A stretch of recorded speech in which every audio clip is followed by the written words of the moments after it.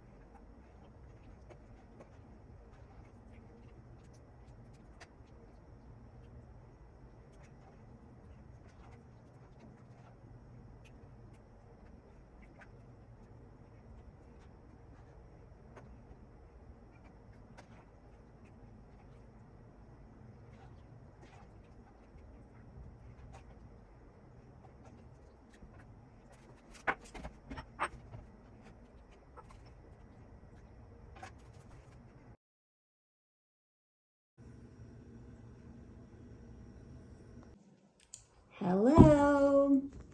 So I have my bowl of samgyeopsal here. That was really easy to make. It really was. You soak the rice and then you get the other stuff prepared and then you stuff the chicken, let the chicken boil down. At the end, you saw me there pretty much just using a ladle, not even anything else. Just a ladle to get the chicken to break up so I could pull the bones out of there and stuff like that.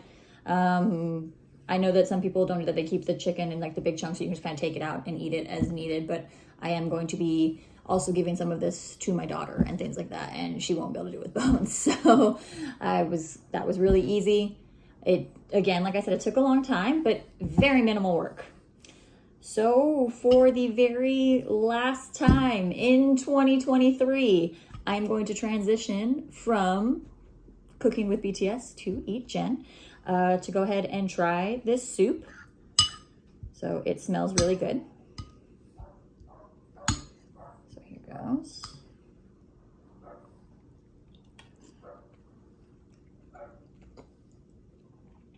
Yeah, it's really good. The chicken is nice and moist. It's flavorful.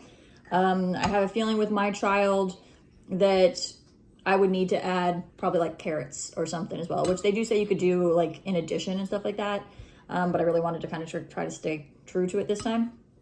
I was a little nervous that the flavorings would be a little too, I don't know how to phrase this. I was worried that the garlic would make it so that it would be too strong for my daughter, even though it's not a lot of garlic at all.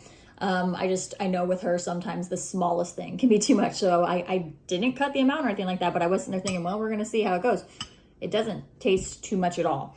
In case people were curious and going, okay, so how come it didn't look like you seasoned the chicken or anything? You don't, because it's very common that you would have like all your seasonings on the side so that each person can cater theirs to their own respective tastes. And so the garlic is not strong on it at all.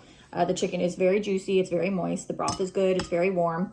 As I had mentioned, it is pretty hot here, but interestingly enough, while I was cooking, it did start raining here. So now I also have a hot and a rainy day. So kind of a mix of the two times to have soup, I guess. And it is a really good soup. I like it. Which is fun then to know that we are ending book 1. We made all 15 of the recipes. And I was looking at book 2 to get an idea. It's 16 recipes. It's only one more. I got nervous because I saw these cards and I was like, are these separate recipes? No, it's just the exact same recipes, but on cards as well. So I have 16 recipes. It does say that apparently for book 2, that the recipes seem to be a little easier. I guess some people apparently were complaining that some of the recipes from this one were a little more intensive, and that's true. Some of them were a little bit more, but I thought it was worth it. If you're buying a cookbook, you know that it's going to be, I would hope that you know it's going to be some work going into it. So I am really looking forward to going ahead and continuing on with cooking with BTS and EatJen, but I will wait until 2024 because it will be my goal then to go through all of book 2 in 2024. Thank you so much. If you have watched even any portion of any of these, I hope that you enjoyed getting to see that the food is not that complicated to make. The recipe books, they're really straightforward. They offer substitutions and things like that, and that it is really good, and that I hope that you guys go ahead and try it as well so you guys can enjoy it as well, so that way you can eat the way BTS does.